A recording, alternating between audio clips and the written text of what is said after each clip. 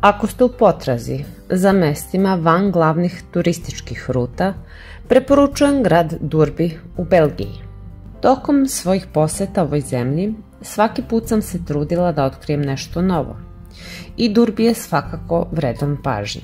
Smešten u prelepim Ardenima na jugu Belgije, Durbi se često naziva najmanjim gradom u zemlji. Njegove slikovite ulice i šarmantne zgrade čine ga savršenim mestom za jednodnevni izlet. Dok sam istraživala, nisam mogla pronaći mnogo informacija o samom mestu, pa nisam bila sigurna da li vredi posetiti. Međutim, čim sam zakoračila u grad, odmah sam primetila kako je živahno. Bilo je puno ljudi i autobusa. Durbi je popularno mesto među Belgijancima, a primetila sam i mnogo holandskih i nemačkih tablica. Uvek je dobro započeti istraživanje pešice, posebno kada je grad mali. Većina zgrada potiče iz srednjeg veka, što daje gradu poseban šarm. Tokom šetnje prolazila sam pored mnogo malih radnji i mesta gde prodaju lokalne poslastice, kao što su piva, sirevi i čokolade. Ovaj kraj je poznat i po medu i sezonskom voću, a ne mogu da ne spomenem zelene pašnjake sa kravama koji doprinose idiličnoj atmosferi. I naravno, obavezno probati vafle iz Liježa koji su prava poslastica. Njam njam. Još jedan odličan način da upoznaš grad jeste turistički voz. Ovaj mali voz polazi iz centra i vozite oko celog grada, pa sve do jednog od najboljih vidikovaca sa kojeg se pruža neverovatan pogled na Durbi, Belvedere Kula. Ako sam dobro razumela, samo ako ste došli vozićem možete ući u nju. Pored samog vidikovca, u okolini se nalaze i pešačke staze. Zamak Durbi, jedna je od mnogih atrakcija ovog grada.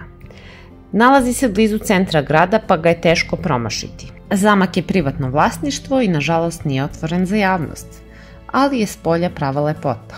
Druga atrakcija dostupna javnosti je park topijara. Park se može pohvaliti jednom od najvećih topijarnih bašta na svetu i zapravo je mnogo prostraniji nego što se čini na prvi pogled. U ovoj bašti možete lako provesti sate istraživajući. Ulaznica košta 4,5 evra po osobi, a park je otvoren od februara do kraja decembra. Ovaj park jedinstveno je mesto sa preko 250 biljnih skulptura na površini od 10.000 metara kvadratnih, uključujući i impozantnog slona visokog 4 metara. Najstariji grm ima čak 120 godina, a poznate ličnosti, poput Yves Saint Laurenta, naručile su posebne oblike za ovu neobičnu baštu. Albert Navez je belgijski umetnik i osnivač parka, koji je poznat po svojim kreativnim skulpturama od šimšira, uključujući figure poznatih ličnosti, poput skulpture inspirisane Pamelom Anderson. Ako želiš zabavnu aktivnost sa porodicom ili prijateljima, obavezno razmotri mini golf u Durbiju. Grad se ponosi impozantnom stenovitom formacijom koja datira više od 300 miliona godina. Kada se popnete na njen vrh, otvara se predivan pogled na grad. Tamo se nalazi i tabla koja objašnjava geološku strukturu stene. Ali moram priznati da meni nije bilo mnogo toga jasno.